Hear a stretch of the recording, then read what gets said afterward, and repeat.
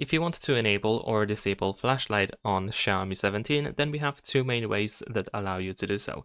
The first option is to go to the control center, and then over here by default you should be able to find this flashlight button. You can simply tap on it in order to turn it on or turn it off. And there we go, this is how it looks like. Once the flashlight is enabled, we have this dynamic island. We can tap on it in order to turn off the flashlight, or you can tap on the banner itself in order to proceed to the adjustment of the brightness.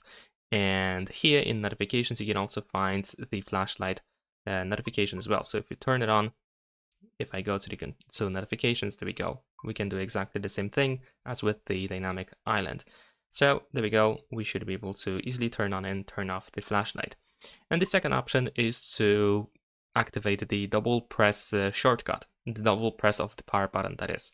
So if you open settings and proceed to additional settings, and then over here open the gesture shortcuts, then you can find turn on flashlight, where we have a double press the power button option. Once it is activated, you can simply quickly double press the power button to turn it on or turn it off.